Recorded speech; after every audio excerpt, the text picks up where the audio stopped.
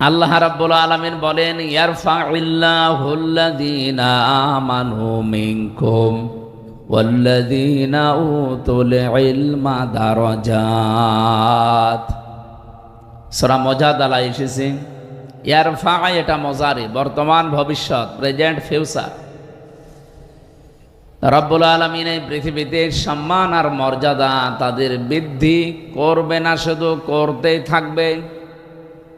এই জন্য আল্লাহ রফা না দিয়ে ইয়ারফা দিয়েছেন। দিন যত যাবে তাদের মর্যাদা সম্মান সৃষ্টি জগতের কাছে আল্লাহ বাড়াতেই থাকবে। আমি আবার বলছি, শুধু বাড়াবে না, বাড়াতেই থাকবে। দুনিয়ায় যারা ঈমান এনেছে আর ঈমান আনার পরে এই মানুষগুলো যারা এলেম অনুযায়ী কাজ করেছে, শুধু এলেম পেয়েই মানুষের সম্মান বাড়ে না, জ্ঞান অর্জন করলেই মানুষের সম্মান বৃদ্ধি পাবে তা না। উতুল ইলমা দারাজাত, বহু বচন দেওয়া আছে। দিন যত যাবে আপনার মর্যাদা আল্লাহ একটার পরে একটা বাড়াতেই থাকবে। এই দুইটা গুণ যদি আপনার অর্জন হয়, এক নম্বরে যদি ঈমান আনতে পারে মানুষ, দুই নম্বরে দুনিয়াতে যদি জ্ঞান অর্জন করে ওর উপরে কাজ করতে পারে। আমি আশা করছি কথা আপনারা বুঝেছেন। পৃথিবীর মানুষের সম্মান কিসে বাড়ে, কোরআনের আয়াত থেকে আমরা জানলাম। সুতরাং আজকে থেকে ঈমান যায় আছে নড়বড়ি হবে না, ঈমানটা যেন মজবুত হয়, শক্ত হয়। দুই নম্বরে ওয়াল্লাযীনা উতুল ইলমা দারাজাত, তোমাদের ভেতরে যারা এলেম অর্জন করেছে, এলেম পেয়েছে। আজকের এই অনুষ্ঠানটা সাজিয়েছেন জ্ঞান অর্জন করার জন্যে না লোক দেখানোর জন্যে? এই যে আপনারা যারা টাকা পয়সা খরচ করলেন, কষ্ট করে এসেছেন, একটাই উদ্দেশ্য, আমরা কিছু পেতে চাই এখান থেকে। এ দুনিয়ার জীবন চালিয়ে আখিরাতের বিশাল জীবনে মুক্তি পাওয়ার জন্যে যেই পাতেহ দরকার আল্লাহর কোরআন থেকে, নবীর হাদিস থেকে, এই পাতেহগুলো আমরা আজকে এখান থেকে শুনে কাজে পরিণত করার মাধ্যমে আখিরাতের জীবন, দুনিয়ার জীবন, রব্বানা আতিনা ফিদ দুনিয়া হাসানা ওয়া ফিল আখিরাতি হাসানা, এই করতে চাই। আর রাজি আছেন না আপনারা? আল্লাহ আমাদেরকে তৌফিক দিন। আমি হেদায়েতমূলক কিছু কথা বলতে চাই। এর তেলাওয়াত কিন্তু একটা আয়াত আর লক্ষ লক্ষ হাদিসের একটা টুকরা মাত্র পড়েছি। আল্লাহ আমাকে যেন কিছু কথা বলার মতো সুযোগ দান করেন, আপনাদেরকে ধৈর্য এবং সহ্য নিয়ে শুনে বাড়িতে কাজে পরিণত করার তৌফিক দান করেন, বলেন আমিন। যারা এই যে আসলেন কোরআনে কারীম শোনার জন্যে, আল্লাহ পাক বলেন পৃথিবীতে আমি যদি কাউকে হেদায়েত দিতে চাই, আর কেউ যদি আমার দৃষ্টিতে বুদ্ধিমান দাবি করে, তাহলে কোরআনে কারীম কিভাবে শোনা লাগবে, কিভাবে অনুসরণ করা লাগবে, এই কথাগুলো সূরা জুমারের ভেতরে আছে।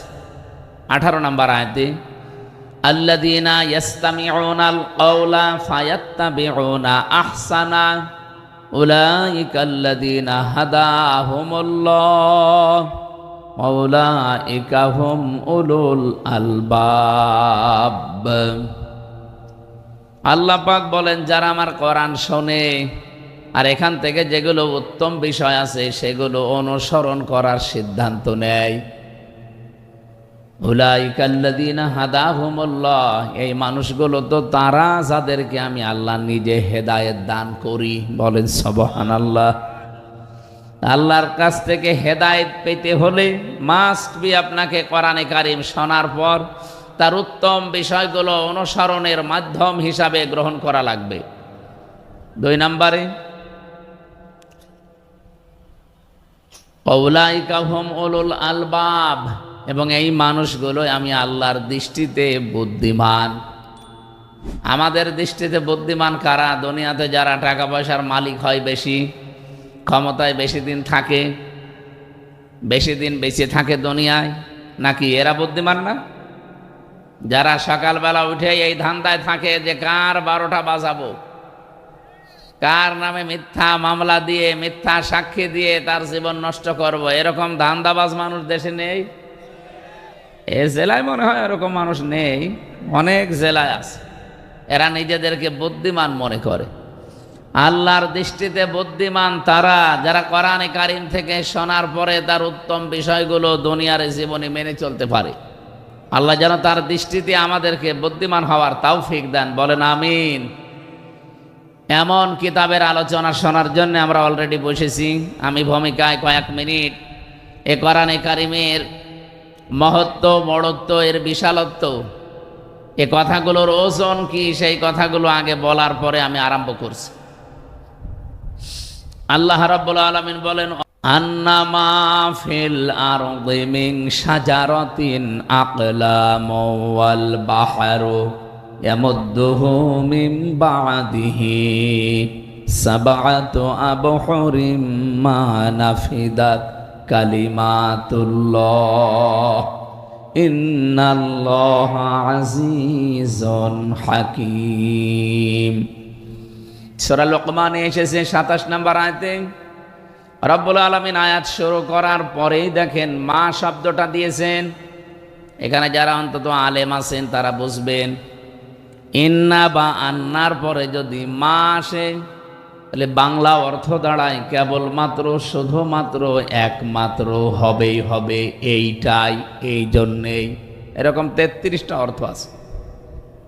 ওয়ালাউ আন্না মা ফিল আরদি মিন শাজারাতিন আকলামু ওয়াল বাহার, আল্লাহ তাআলা ওয়ালাউ আন্না দিয়েও যদি ফিল আরদি বলতেন তাও আমরা অর্থ করতে পারতাম, যারা আলেম আমরা আছি। তো মা দিয়ে আল্লাহ এমন গ্যারান্টি দিয়েছেন কেবলমাত্র, শুধুমাত্র, প্রকৃত পক্ষে, এই জন্যেই সত্য সত্যই তাম পৃথিবীতে যত গাছগাছালি আছে, এই সুন্দরবন সহ, আমাজন জঙ্গলের গাছ সহ, এ গাছগুলো যদি কেউ কলম বানিয়ে ফেলে, পৃথিবীতে যত সমুদ্র আছে এর সাথে যদি আরো 7টা সমুদ্রের পানি যোগ করে কেউ লিখতে আরম্ভ করে কালি বানিয়ে, রব্বুল আলামিন বলেন হয়তো একদিন সব কালি শেষ হয়ে যাবে। আমি কোরআনে যত নিয়ামতের কথা দিয়েছি আমার কথা লিখে শেষ করা যাবে না। মা নাফিদাত কালিমাতুল্লাহ, আমি আল্লাহর কালামগুলো ছোট্ট ছোট্ট শব্দে আমি আল্লাহ তোমাদেরকে জানিয়েছি, কিন্তু এত ব্যাখ্যা এর ভেতরে লুকিয়ে রেখেছি। আজ 1500 বছর চলছে, কত মানুষ কত ভাবে তাফসির লিখেছে।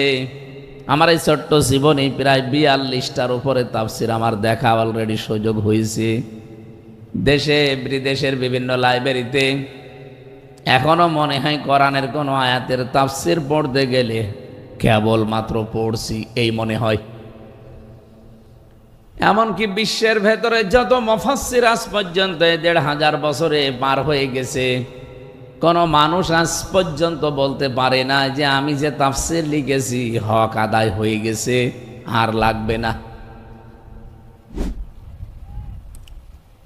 আল্লাহু কানাল বাহরু মিদাদাল লিকালিমাতি রাব্বি লানাফিদাল বাহরু ক্বাবলা আন তানফাদা কালিমাতু রাব্বি ওয়ালাউ জিনা বিমিসলিহি মাদাদা। রব্বুল আলামিন সূরা কাহফের 109 নম্বর আয়াতে আমাদেরকে জানিয়েছেন, নবী আপনি বলেন, আল্লাহু কানাল বাহরু মিদাদাল লিকালিমাতি রাব্বি লানাফিদাল বাহরু ক্বাবলা আন তানফাদা কালিমাতু রাব্বি। এখানে ওই একই কথা আল্লাহ রিপিট করলেন। যদি সমুদ্রের পানিগুলো সব কালি করে কেউ লিখতে আরম্ভ করে, আমার বর্ণনা লেখার আগেই পানিগুলো সব কালিগুলো শেষ হয়ে যাবে। আমি আয়াতগুলো যখন ব্যাখ্যা পড়ি ভাবি, বিশ্বের বড় বড় লাইব্রেরিতে আমি কম যাইনি, বড় বড় দেশের বড় বড় লাইব্রেরিগুলো আমি ঘুরেছি, ভিজিট করে দেখেছি কত কিতাব সেখানে। মালয়েশিয়া ইন্টারন্যাশনাল বিশ্ববিদ্যালয়ে যে লাইব্রেরি আমি পেয়েছি, আমারও বিশ্ববিদ্যালয় আছে কুষ্টিয়াতে, এর চাইতে কম পক্ষে 10 ডবল বড় হবে। আপনার কোনো কিতাব যদি খুঁজতে হয় কম্পিউটারে সার্চ দেবেন, বলবে অমক তলায়, অমক র্যাকের উপরে, অমক নাম্বার লাইনে, ওই জায়গায় পাওয়া যাবে, যান। তাছাড়া আপনি যদি মনে করেন ওই কিতাবটা আমি খুঁজতে চাই, এমনি বন বন করে শুধু ঘুরবেন, জীবনেও খুঁজে পাবেন না। এই যে লক্ষ লক্ষ কিতাব, কত মানুষ থিসিস করছে, গবেষণা করছে, সেগুলো সব জমা হচ্ছে বছরের পর বছর। এতগুলো বিষয় থাকার পরে আমি আশ্চর্য হয়েছি, সবার উপরে আল্লাহর কোরআন এভাবে রেহালের উপরে রেখে দিয়েছে।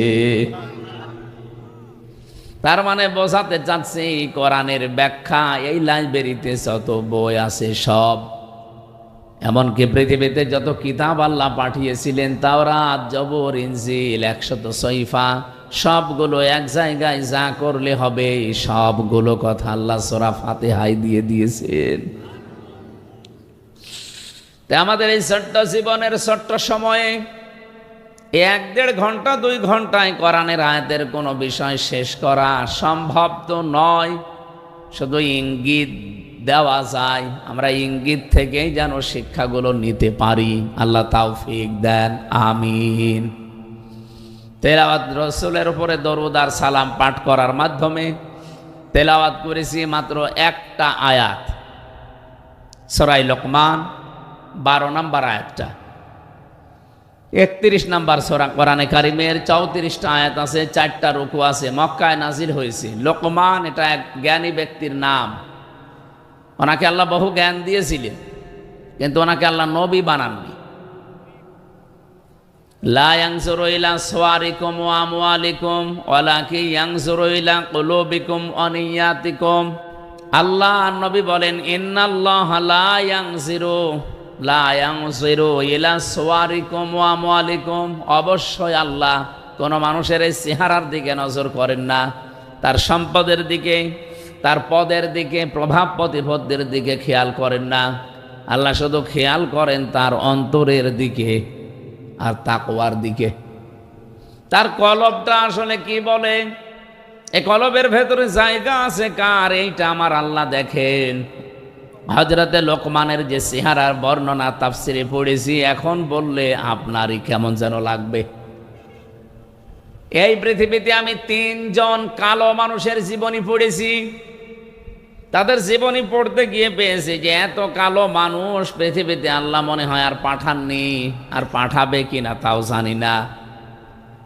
তার ভেতরে হযরতে ওমর রাদিয়াল্লাহু তাআলা আনহুর বাড়িতে একজন কাজ করতেন।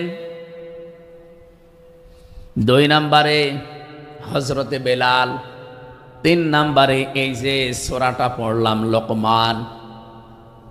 তাফসির বর্ণনা ইবনে কাসির বলেন তার জহব্বা ছিল ঝুলে থাকা, ঠোঁটগুলো মোটা, উনি শর্ট ছিলেন, বেটে, চুলগুলো কোকড়ানো ছিল। চেহারার বর্ণনা যেটা বললাম, হাড়ের তলা তো দেখেছেন, এও তো দেখতে ভালো লাগে, এর চাইতেও কালো ছিল, কুচকুচে। চেহারার যে বর্ণনা দিলাম, একবার শোনার পরে আর একবার দেখতে মন চাবে। অথচ আল্লাহর দরবারে তার মর্যাদা এত বেশি, এত বেশি আল্লাহ দিয়েছেন।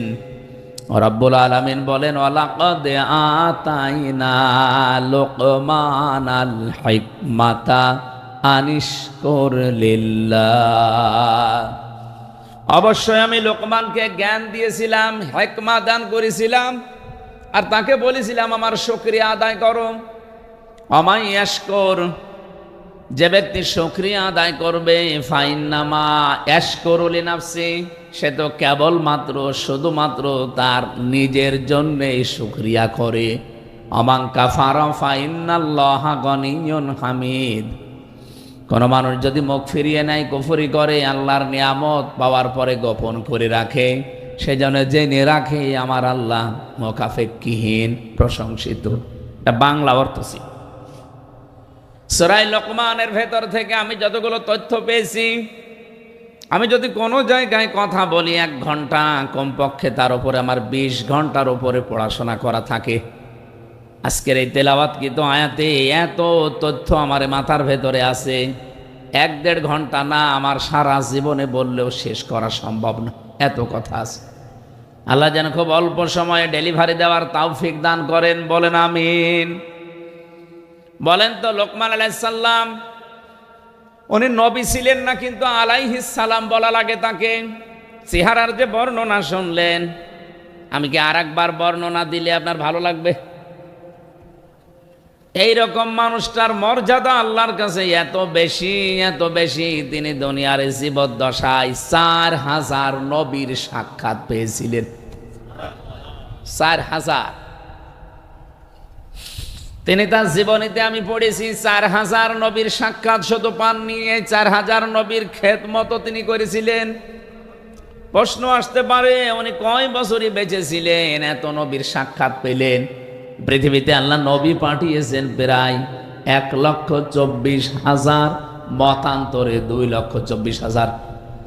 এত নবী আর রাসূলের ভেতরে হযরতে লোকমান সাক্ষাৎ পেয়েছিলেন 4000 নবী আর রাসূলদের। তিনি প্রত্যেকের খেদমত করে 8টা জিনিস দুনিয়াতে তিনি অর্জন করেছিলেন। এ কোরআনে কারিমে আমার আল্লাহ 8টা জিনিস পুরা কোরআনে ছড়িয়ে দিয়েছেন। হযরতে লোকমান বলেন, 8টা জিনিস আমি সব নবী রাসূলের খেদমত এই যে 4000 নবীর কাছ থেকে পেয়েছি। কিয়ামত পর্যন্ত যারা দুনিয়াতে আসবে তারাও যদি 8টা বিষয় অনুসরণ করে চলতে পারে, তারাও চিরন্তন হয়ে যাবে। হযরত লোকমান উনি বিদায় নিয়েছে কত হাজার হাজার বছর আগে, অথচ এখন সূরা লোকমান পড়লে মনে হয় ওই লোকটা এখনো বেঁচে আছে। পৃথিবীতে 200 কোটির উপরে মুসলমান। আমার মনে হয় হযরত লোকমানকে নাম শুনলে তার জন্য দোয়া করে না এরকম মুসলমান নেই। কারণ আল্লাহ পাক তাকে কোরআনে কারিমে চিরন্তন করে দিয়েছেন। তার যে উপদেশ বাণীগুলো তিনি তাম পৃথিবীর সব মানুষকে উদ্দেশ্য করে দিয়েছেন তা না, দিয়েছিলেন তার সন্তানকে উদ্দেশ্য করে।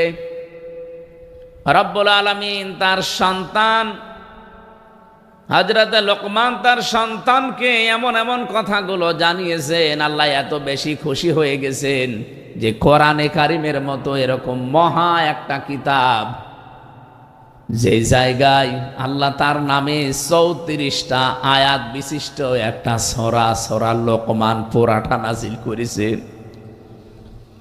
আপনি সূরার নাম দেখবেন, সূরা মুহাম্মদ আছে, সূরা ইউনূস আছে, সূরা ইউসুফ আছে। এই যে নাম বলছে এগুলো সূরা ইব্রাহিম আছে, সূরা হুদ আছে, সূরা নূহ আছে, এগুলো সব নবীদের নাম। হযরত লোকমান নবী হিসাবে নির্বাচিত হতে পারেননি, কিন্তু তিনি এমন জ্ঞান অর্জন করে জ্ঞানটা কাজে লাগিয়েছিলেন। রব্বুল আলামিন বলেন, এই জ্ঞান কাজে লাগানোর কারণে আমি আল্লাহ তাকে চিরন্তন করে রেখেছি। তিনি যে 8টা বিষয় তাম পৃথিবীর মানুষকে জানাতে চেয়েছেন, ওই 8টা বিষয় আমাদেরকে এখন অর্জন করা আবশ্যক ও কর্তব্য আমি মনে করি আমাদের দরকার। দলমত আদর্শ আমাদের আলাদা থাকতেই পারে, কোরআন যেহেতু সবাই আমরা পড়ি, পড়লেও সূরা লোকমান আমাদের পড়া লাগে। এজন্য সবার জন্য সূরা লোকমানের এই 8টা বিষয় প্রযোজ্য। 1 নম্বরে আল্লাহ বলেন, আমি তাকে জ্ঞান দিয়েছিলাম। এই যে জ্ঞানটা, এটা আমার আল্লাহ পাক তার বান্দা হযরতে লোকমানকে দান করার পরে, লোকমান আলাইহিস সালাম সহ যত মানুষ তারা দুনিয়াতে জ্ঞান পেয়েছে, তারা জ্ঞান পাওয়ার পরে বিনয়ী হয়ে গেছে। আমরা অনেকে জ্ঞান পাই, কিন্তু জ্ঞান পাওয়ার পরে বিনয়ী হওয়ার পরিবর্তে অহংকারী হয়ে যায়। আমি আজকে একটা ভিডিও দেখছিলাম, 2জন শিক্ষিত মানুষ মাঝি তাদেরকে নিয়ে যাচ্ছে একটা নৌকা দিয়ে, ডিঙ্গি নৌকা দিয়ে পার করে। মাঝ বরাবর যাবার পর ওনারা 2জন তো সাঁতার জানে না, ঢেউ যখন উঠেছে নৌকা বা ডিঙ্গি টলমল করে। আল্লাহ রসুলের দোহাই দিয়ে, বাবা মায়ের কিরা দিয়ে, কসম দিয়ে বলছে, মাঝি ভালো করে চালান, আপনি আমাদের মা, আপনি আমাদের বাবা। এত বিনয়ী হয়ে কথাগুলো বলছিল। আমি বারবার ওই লোকটার মুখের দিকে তাকিয়ে দেখি, লোকটা চোখ মুখতেছে, তার মানে কাঁদতেছে। জীবনের মায়া যখন ভেতরে এসে গেছে, লোকটা কেঁদে ফেলেছে। এতগুলো কথা 2-3 মিনিট বলার পর আস্তে আস্তে নৌকা যখন তীরে একেবারে ভিড়ে গেছে, লাফ দিয়ে ডাঙ্গায় নেমে এবার মাঝিকে গালিগালাজ আরম্ভ করেছে। এতে এত দেরি করলি কেন? সে মা বাবা তোলে গালি। আমার ভিডিওটা 4-5 মিনিটের হবে। এই দৃশ্যটা দেখার পরে আমার মনে হচ্ছে বাংলাদেশের অনেক জ্ঞানী মানুষ, শিক্ষিত মানুষের সাথে এটা আজ মিলে যাচ্ছে। কে কাকতে মিনতি করেছিল মানুষেরা বলেন তো? যে মানুষগুলোর প্রশংসায় 18 মাস ধরে আপনি করলেন, তাদের জীবন দেওয়ার জন্যে, বীরত্ব গাথার জন্যে কত কিছু বলে তাদেরকে আকাশে তুলে দিলেন। অথচ এই মানুষগুলো এখন পুরাটা চোখ উল্টিয়ে ফেলেছে।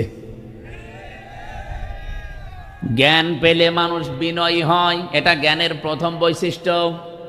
কিন্তু যারা আজ জ্ঞান পেয়ে বিনয়ী না হয়ে আজ পুরাটা চোখ উল্টিয়ে অহংকারী হয়ে গেছেন, আল্লাহর কসম এই জ্ঞানী শয়তানের মতো আপনাকে ডোবাবে।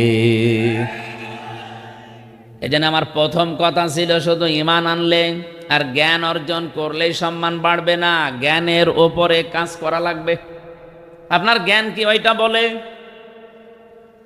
যে মানুষগুলোর জন্য আজ আমির হামজা এই সাতক্ষীরার আশা শুনি অন্তত এই ময়দানে হাজারো মানুষের সামনে কথা বলতে পারছে? আপনি কোনোদিন কল্পনা করেছেন এই 17 বছরে? আমি তো সাতক্ষীরার নামও মুখে আনতে ভয় পেতাম, কারণ এটা বাংলাদেশের দ্বিতীয় কারবালা। এমন কোন জুলুম অত্যাচার নেই এই 17 বছরে এই জেলায় হয়নি।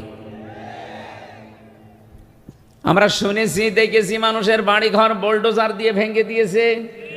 কে কথা বলেন না কেন? এগুলো সব সাক্ষী। 2 জন অলরেডি এই ইউনিয়নে শাহাদত বরণ করেছে সালেমের বিরুদ্ধে। আল্লাহ তাদেরকে শাহাদতের সর্বোচ্চ মাকাম দান করেন। শহীদ আব্দুল সালাম আর একজন কি জানেন? শহীদ জাভেদ।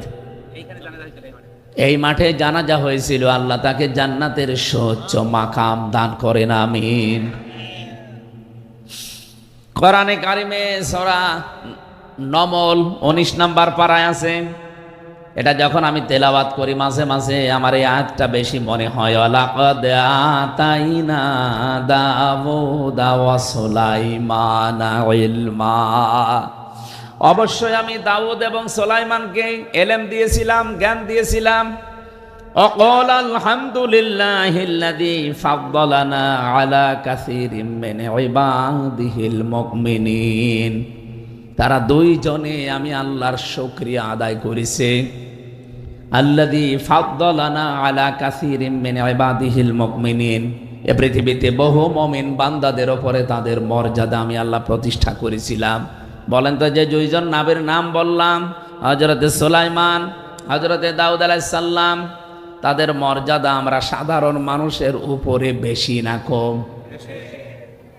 আকাশের তারকা লক্ষ লক্ষ দেখা যায়, কিন্তু চাঁদ একটা। নবীজি বলেন নবীদের সম্মান মর্যাদা সাধারণ মানুষের কাছে ঠিক চাঁদের মতো। এরকম সম্মানী মানুষগুলো কি নত হয়েছিলেন, কি বিনয়ী হয়েছিলেন, আপনি এই আয়াতের পরবর্তী আয়াতগুলো পড়ে দেখবেন সূরা নমলের। আমার মনে হয় বাংলাদেশে আজ যারা অহংকারী হয়ে গেছেন তাদেরকে কোরআনের এই আয়াতগুলো বেশি বেশি পড়া দরকার। যেহেতু অন্য ধর্মের লোক খুব কম আমাদের দেশে, মাত্র এই দেশে বাস করে 8 ভাগ অন্যান্য ধর্মের লোক, আর আমরা আছি এই দেশে নামধারী হলেও 92 ভাগ মুসলমান। এই জন্য আহ্বান জানাচ্ছি, জ্ঞান আল্লাহ যাদেরকে দান করে, জ্ঞানের প্রথম বৈশিষ্ট্য সে বিনয়ী হবে, নম্র হবে। সে জ্ঞান অর্জন করার পরও যদি বিনয়ী নম্রতা কারো ভেতরে না আসে, অহংকার চলে আসে, বুঝতে হবে শয়তান তাকে দখল করে ফেলেছে। কি নাম যেন ভাইয়ের? রুহুল কুদ্দুস। বাড়িতে যাওয়ার পরে ভাবিকে সালাম দিয়েছে, ম্যাডাম সালামের জবাব না দিয়ে ওনার রুহুল কুদ্দুস নাম ধরে গালি দিচ্ছে মা বাপ তুলে, শুকুরের বাচ্চা, কুকুরের বাচ্চা। ওনার ভালো লাগবে? রাগ হবে না? আপনি কথা শুনতেছেন নাকি ঘুমিয়ে গেছে? চেয়ারম্যান সাহেবের রাগ হবে না যদি জ্ঞানী হয়ে থাকে, আর যদি জ্ঞান না থাকে উনি রেগেছে, হয়তো হিতে বিপরীত তালাকও দিয়ে দিতে পারে, যে কি পরিশ্রম করে আসলাম, সালাম দিলাম, জবাব না দিয়ে গালি দেয়। কিন্তু জ্ঞানী মানুষ হলে চিন্তা করবে, কি গো, একটা শিক্ষিতা মেয়ে, ভদ্র ঘরের মেয়ে, ভালো বংশের মেয়ে আমি বিয়ে করে আনলাম, আজ 30 বছর সংসারের জীবনে কোনোদিন মাথা উঁচু করে কথা বলে না, আর আজকে সালাম দিলাম আমারে গালি দেয়। অবশ্যই এর জিনে ধরেছে। কি কথা বলছেন? এর জিনে ধরেছে, ভূতে ধরেছে, নয়তো তো গালি দেওয়ার কথা না। আপনি জ্ঞান অর্জন করেও যদি বিনয়ী হতে না পারেন, নম্র ভদ্র হতে না পারেন, আপনি বুঝবেন আপনি আর মানুষ নেই, শয়তান আপনাকে দখল করে ফেলেছে। আশা করি উদাহরণ থেকে আপনি বুঝে ফেলেছেন আমি কি বলতে চাই। হযরতে লোকমান আলাইহিস সালাম তিনি তামাম পৃথিবীর মানুষকে উদ্দেশ্য করে জানিয়েছেন যে আমি আল্লাহর শুকরিয়া আদায় করেছি, 4000 নবীর আমি সাক্ষাৎ পেয়েছি, তাদের খেদমত করে 8টা বিষয় আমি তাদের কাছ থেকে পেয়েছি, আমি নোট করেছি তাফসীর থেকে। 1 নম্বরে তিনি বলেন, ইদা কুনতা ফিস সলাতি ফাহফাজ কলবাকা ওয়া ইদা কুনতা ফি গায়রিল বাইতি ফাহফাজ আইনাকা। তিনি দুনিয়ার মানুষকে জানিয়েছেন, হে পৃথিবীর মানুষেরা, আমি নবীদের কাছ থেকে যে 8টা বিষয় পেয়েছিলাম, তার প্রথম নাম্বারে এই যে নামাজে যখন মানুষেরা দাঁড়াবে তখন যেন কলবের হাজির অবস্থায় নামাজ আদায় করে। লা সলাতা ইল্লা বি হুজুরিল কলব, কলবকে হাজির করা, উপস্থিত করা ছাড়া কিন্তু আপনার নামাজ পড়লেও আদায় হবে না। আজকে থেকে যারা নামাজ আদায় করেন, এই দৃশ্যটা, এই বিষয়টা আমাদের জীবনের সাথে আমরা যেন মিলাতে পারি। নামাজ পড়লেই শুধু মুসলমান থাকা যাচ্ছে না, নামাজটা হওয়া লাগবে। আর নামাজ যতক্ষণ পর্যন্ত আপনার কলবের সাথে না মিলবে, এ কলবটা যায় নামাজের এই কতটুকু জায়গা, এদিকে 2.5 হাত, এদিকে 1.5 হাত, এতটুকু জায়গার ভেতরে যখন আপনার মন থাকবে, এদিকে ওদিকে যাবে না, তখন আপনি নামাজের সেজদায় আনন্দ পাবেন। জেলখানায় 3 বছর আমারে ফাঁসির কন্ডেম সেলে, প্রথমে তো আয়না ঘরে, এরপরে কন্ডেম সেলের ভেতরে 24 ঘন্টা তালা লাগিয়ে রেখেছিল। জীবনের এই 34 বছর বয়সে এই 3টা বছর আমি যেভাবে কাটিয়েছি, এই 1.5-2 বছর বাইরে এসে এই দুনিয়ার চাকচিক্যে পড়ে আমার মনে হচ্ছে ওই 3 বছর আমি আল্লাহর ইবাদতে ছিলাম। গভীর রজনীতে আমি সেজদা দিয়ে যে মজা পেয়েছি, এখনো সেজদা দেই, কিন্তু ওই মজাটা এখন আর হয় না। রাত 2টা-3টার সময় 1.5 পারা, 2 পারা, 3 পারা পর্যন্ত নামাজে তেলাওয়াত করে আধা ঘন্টা, 45 মিনিট, 1 ঘন্টা আমরা এক একটা সেজদায় পড়ে থাকতাম। ওই সময় দেখেছি এমনিতেই চোখ দিয়ে অঝোর নয়নে পানি আসতো।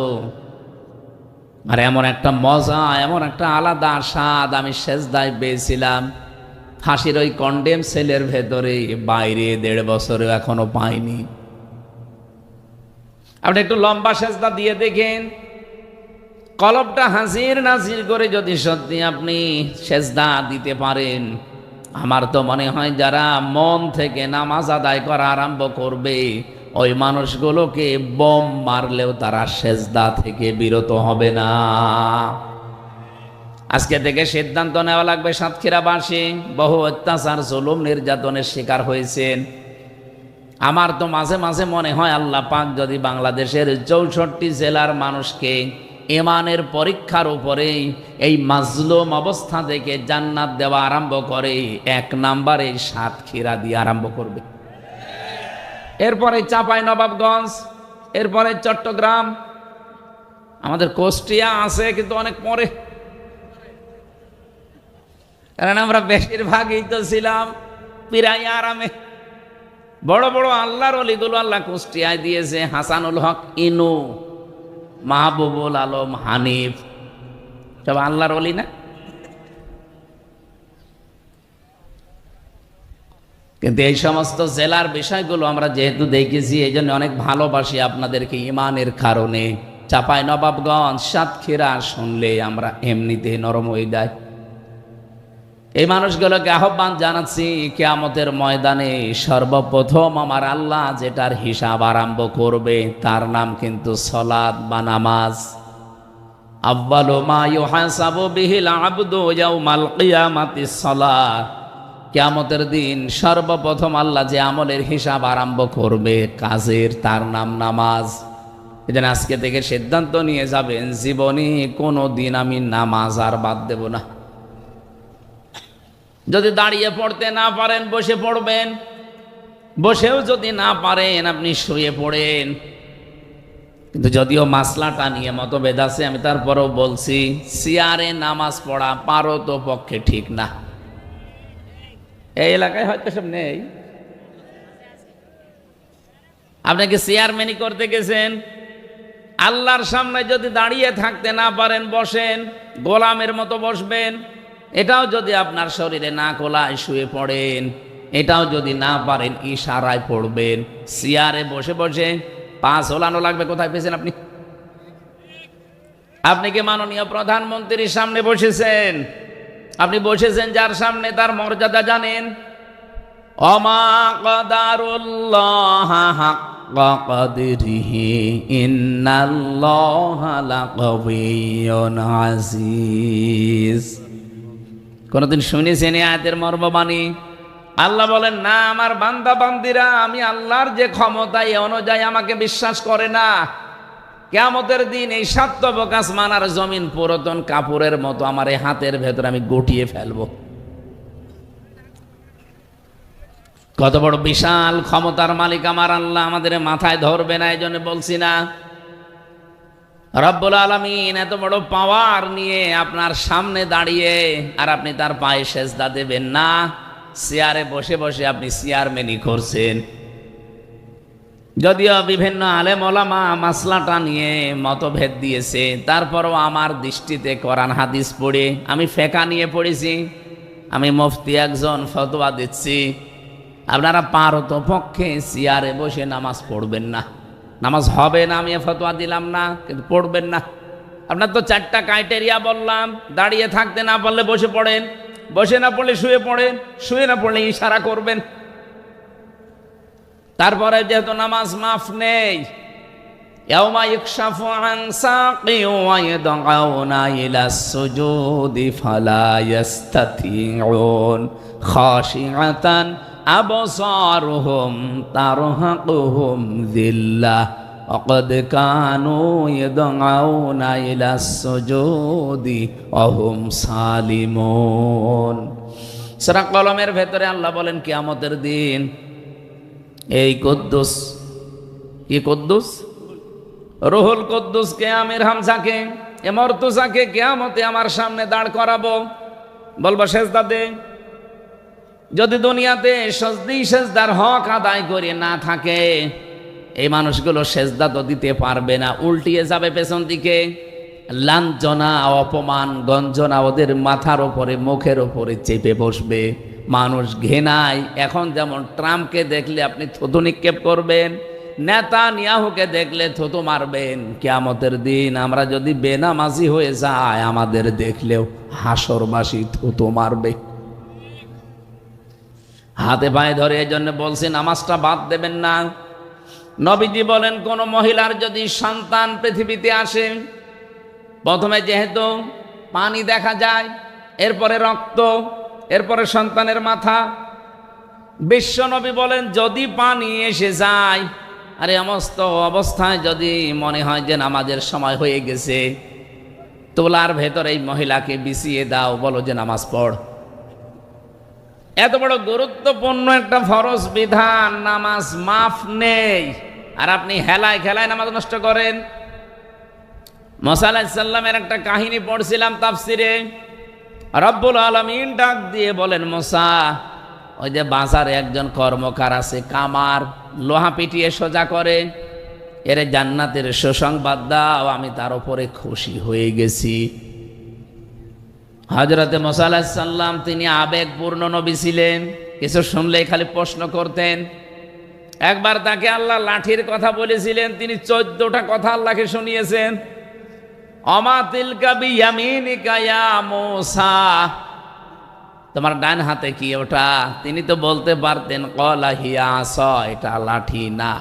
একটা একটা করে বর্ণনা করছেন, এটা লাঠি, এটা দিয়ে আমি ছাগলের পাতা বেড়ে খাওয়াই, ভর দেই, মাঝে মাঝে আমি রাস্তা চলি, কত কিছু বলতেছে। আল্লাহ বলেন, থামো, আমি তোমারে বলতে বললাম হাতে কি, বলতে পারতে লাঠি, এত কথা বলা লাগে?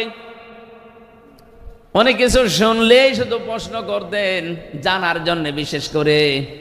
রব্বুল আলামিন বলেন, ঠিক আছে, জানতে যখন চাও বাজারে যাও, দেখো ওই লোকটা আসলে কি করে। তিনি বাজারে গেলেন, কোণে দাঁড়িয়ে আছে। আমাদের জামানায় যেভাবে আজান হলে আমরা মনে করি নামাজের সময় হয়ে গেছে, হযরতে মুসার জামানায় 1 ওয়াক্ত নামাজ ছিল ফরজ। ওই জামানায় হয়তো নামাজের সিস্টেম ছিল, আজান না থাকলেও একটা সিস্টেম ছিল ডাকার। এ কামারটা একবার মগর উঁচু করে মাথার উপরে, আবার লোহার উপরে পিটায়। হঠাৎ করে যখন নামাজের সময় হয়ে গেছে, মগরটা মাথার উপরতে পেছন দিকে ফেলে দিয়ে তাড়াতাড়ি করে পবিত্র হয়ে নামাজে দাঁড়িয়েছে। মুসা আলাইহিস সালাম অনেকক্ষণ পর্যন্ত তাকিয়ে দৃশ্যটা লক্ষ্য করলেন, আর ডাক দিয়ে বলেন, রব্বুল আলামিন, ওই লোকটা তো মগরটা লোহার উপরে পিটিয়ে এরপরে নামাজে যেতে পারতো। যে লোকটা তোমার বিধান মানতে এত বেশি আগ্রহ, এত বেশি, যে লোকটা এত বেশি সচেতন, তুমি তাকে জান্নাত না দিয়ে পারো না, রাজি না হয়ে পারো না। আপনি বলেন তো, তার জীবন থেকে কি পেলেন? একজন কামার। আমাদের কাছে কি নামাজের এই গুরুত্বটা এইরকম আছে? নেই। রমজান এসেছিল যতগুলো শিক্ষা দিতে, আমি তো প্রায় 27টা শিক্ষার উপরে অর্জন করেছি। এখন আমার কাজ হবে, আমার যে হাদিস ছিল, আহাব্বুল আমালি ইলাল্লাহি আদওয়ামুহা ওয়া ইন ক্বাল্লা, বুখারী শরীফের হাদিস। নবীজি বলেন, আল্লাহর কাছে পৃথিবীতে সবচাইতে ভালো মহব্বতের ভালোবাসার কাজ হচ্ছে ওইটা যেটা কন্টিনিউয়াস করা হয়, প্রতিনিয়ত প্রতিদিন করা হয়, যদিও কাজটা অল্প হয়। রমজানে যেহেতু একটা অভ্যাস আমাদের তৈরি হয়ে গেছে, নামাজ আদায় করা, জামাতে নামাজ পড়া, এমনকি তাহাজ্জুদেরও অভ্যাস আমাদের অনেকের হয়ে গেছে। এটা ধরে রাখবেন, কন্টিনিউয়াস, কম হোক তারপরও ধরে রাখেন। আদওয়ামুহা ওয়া ইন ক্বাল্লা, যদি আপনি এটা বাস্তবে রাখতে পারেন, দায়েম কায়েম ভাবে, কন্টিনিউয়াস ভাবে, একটা দিন এভাবে করে করে, অল্প হলেও আমার আল্লাহর কাছে এটা সবচাইতে দামি কাজ। বলেন সুবহানাল্লাহ। দুনিয়াতে যত ইবাদতের কথা আমরা পড়েছি, মাওলানা সাহেব বলছিলেন, এই জমিন যার, বিধান চলবে তার, এটা আল্লাহর কাছে প্রিয় কাজ। অন্যান্য হাদিসের বর্ণনা আছে, এই পৃথিবীতে আল্লাহর কাছে প্রিয় কাজ হচ্ছে তাকে সেজদা দেওয়া। আমি পড়া কোরআন শরীফের ভেতরে 2টা কাতারের কথা পেয়েছি। কাতার, এই 2টা কাতারকে আল্লাহ সবচাইতে বেশি ভালোবাসেন, দেখলেই তিনি খুশি হয়ে যান। 1 নম্বরের কাতার পাবেন সূরা সফ 4 নম্বর আয়াতে, ইন্নাল্লাহা ইউহিব্বুল্লাযীনা ইউকাতিলুনা ফি সাবিলিহি সাফফান কান্নাহুম বুনয়ানুম মারসুস।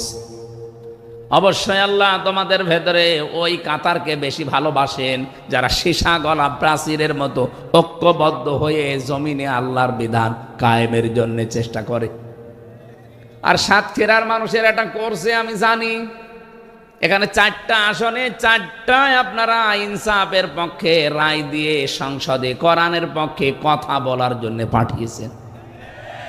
আপনার কি মনে হয় মুহাদ্দিস রবিউল বাশার জীবনেও কোনোদিন মূর্তির পক্ষে কথা বলবে? কথা বলে না কেন? উনি শিরিক করতে বলবে। ওখানে যদি 2টা দিনও সময় পায়, 5 মিনিটও সময় পায়, 1 মিনিট হয়তো আল্লাহর প্রশংসা করবে, 4 মিনিট আপনাদের কথা তুলে ধরবে। কিন্তু বহু মানুষকে আমরা দেখছি সংসদ অধিবেশন শুরু হওয়ার পর থেকে কিন্তু যেই কয়টা অধিবেশনে গেলাম, সিরিয়াল হিসাবে যাদের নাম আসে তারা আল্লাহর প্রশংসা তো দূরের কথা, শুধু মানুষের প্রশংসায় পঞ্চমুখ। কেন এত মানুষের প্রশংসা করা লাগবে কেন? কে কোন জামানায় মারা গেছে, কে কি করেছে, অত কথা আপনার বলার দরকার কি? আপনাকে বানিয়েছে যে তার নাম বলবেন বিসমিল্লাহির রহমানির রহিম, এরপরে আপনার যে দায়িত্ব জনগণ তুলে দিয়েছে এই কথা বলেন। সময় দিয়েছে 5 মিনিট, 4.5 মিনিট গেছে বিভিন্ন মানুষের বন্দনা করতে। এখন বলে মাননীয় স্পিকার আমারে আরেকটু সময় দেন। আরে তোর সময় দিলাম 5 মিনিট, কি করলি তুই? তোর এলাকায় একটা ব্রিজ নেই, ব্রিজের কথাটা বলতে পারলি না, আর হাফ মিনিট আছে, এখন বলছে সময় দেন। এই তেল মারা জাতি, এটা বন্ধ করা লাগবে। আমি তো ফলর এখনো পাইনি, যদি পাই 29 তারিখে এই তেল মারা বন্ধ করব। যেখানে সংসদের এক একটা মিনিটে বাংলাদেশের মানুষের টাকা খরচ হয় প্রায় 25,000-এর উপরে এক এক মিনিটে, আর সেখানে আপনি তেল মারেন মানুষকে। এই খুলনা, সাতক্ষীরা, বাগেরহাট এ সমস্ত এলাকায়, বিশেষ করে যে আশাশুনি, শ্যামনগর, কয়রা, পাটকেলঘাটা, এরপরে পাইকগাছ, এই এলাকায় কত দুঃখ দুর্দশা মানুষের। রাস্তাঘাটও সেরকম ভালো না। এসেছে নাকি আমাদের কি এমপি সাহেব? ও ভালো আছেন আপনি? ঠিক আছে, বসে। ভারপ্রাপ্ত হলে হবে, এবার ভার ফেলে দেওয়া লাগবে। হ্যাঁ ইনশাল্লাহ ভার এবার আর থাকবে না। আসল চেয়ারম্যান হিসাবে আল্লাহ কবুল করেন, আমিন। আমরা কি বলতে চাচ্ছিলাম যেন আপনাদের সামনে? প্রশংসা মানুষ আদায় করতে হবে কার? প্রতিদিন অন্তত 17 বার করে আপনার মুখ দিয়ে আল্লাহ এই কথাটা বের করে নেয়। আপনি দেখবেন প্রতিদিন 17 বার। যদি আপনি নফল সুন্নত মানে নামাজ নাও পড়েন, শুধু ফরজ নামাজও পড়েন, তাও 17 বার বলা লাগে আলহামদুলিল্লাহি রাব্বিল আলামিন। প্রশংসা কার? এখানে যে আলিফ লাম দেওয়া আছে, হয়তো এনারা জেনারেল শিক্ষিত মানুষ বুঝবে না, আলেমদের জিজ্ঞাসা করেন। আলিফ লাম 4 প্রকার হয়। এখানে আল্লাহ পাক নির্দিষ্ট করে দিয়ে দিয়েছেন যে যত প্রশংসা হতে পারে তুমি তোমার মুখ দিয়ে বলো আল্লাহ সব প্রশংসার মালিক তুমি। এমনকি আমি দেখেছি কাবা শরীফে মানুষ যখন যায়, যে কাপড়টা পরে যায় ওটা মনে করি আমরা যে এহরামের কাপড় না, ওটা কাফনের কাপড়। মানুষ তো আমরা মরে গেলে তাকে ধোয়ানো, গোসল করানো, এরপরে কাফনের কাপড় পরাই। আর আমি হামজা নিজেই মরে গেছি, এরপরে নিজেকেই নিজে কাফনের কাপড় মানে এহরামের কাপড় পরেছি, ওটা আসলে কাফনের কাপড়। এটা পরার পরে আল্লাহর ঘরের দিকে চারিদিকে বারবার ঘুরি, মানে কি যে আল্লাহ আমি সব ছেড়ে দিয়ে এসেছি, তোমার পেছনে ঘুরতেছি। 1 নম্বরেই বলা হয় লাব্বাইক, আল্লাহ আমি কিন্তু উপস্থিত হয়ে গেছি তোমার দরবারে। আল্লাহ বলেন দাঁড়া। কোথায়? সেই বাংলাদেশ, 6000 কিলোমিটার দূর থেকে এসেছিস মক্কায়, আমার ঘরের কাছে এসে বলছি লাব্বাইক। ঠিক আছে দাঁড়া, তোর নাম আমার হাসিরা খাতায় আমি লিখে নেব, কিন্তু 1 নম্বরে তোরে বলা লাগবে যে আমি মুশরিক না। লাব্বাইক আল্লাহুম্মা লাব্বাইক লা শারীকা লাকা লাব্বাইক। 1 নম্বরে স্বীকৃতি দেওয়া লাগে যে আল্লাহ আমি হাজির হয়ে গেছি। আল্লাহ বলেন তোর নাম আমি লিখবো হাজিরা খাতায়, তুই যে আমার বান্দা, তুই যে আমার বান্দি, এই কথাটা আমি লিখবো, কারণ এই শব্দটা এত দামি আমি আল্লাহর কাছে। কোরআন শরীফের ভেতরে বিশ্ব নবীকে আমি যত নামে নামে ডাক দিয়েছি, সবচাইতে প্রিয় নাম আমি আল্লাহর কাছে বান্দা। এই জন্য কোরআন শরীফে দেখবেন তাবারাকাল্লাযী নাযালাল ফুরকানা আলা আবদিহি লিয়াকুনা লিল আলামিনা নাযীরা। এই আয়াতের মাঝখানে আবদুন আছে, আবদুন মানে বান্দা। ওয়াইন কুনতুম ফি রাইবিম মিম্মা নাযালনা আলা আবদিনা, এখানে আলা আবদুন শব্দ দিয়েছেন। আবদুন মানে দাস, বান্দা, গোলাম, ভৃত্য, সার্ভেন্ট যাই বলেন। আল্লাহর কাছে শব্দটা এত দামি, এত ভালোবাসেন আল্লাহ। মানুষ যখনই তার ঘরে যে কথা বলে, লাব্বাইক আল্লাহ আমি হাজির, আমি তোমার বান্দা, তোমার দাস, তুমি একটু লিখে নাও। আল্লাহ বলেন দাঁড়া, বল যে আমি আল্লাহ তোমার সাথে শরিক করি না, আমি মুশরিক না, আমার চিন্তা চেতনায় কোনো শিরিকের গন্ধ নেই, আমার কাজকর্মে কোনো শিরিক নেই। এই কথাটা বলার পরে আপনার নাম আল্লাহ লিখবে না, স্পেশাল ভাবে 3টা স্বীকৃতি আপনার মুখ দিয়ে আল্লাহ নিয়ে নেয়। 1 নম্বরে বলা লাগে ইন্নাল হামদা, হামদের আগে আলিফ লাম, এর আগে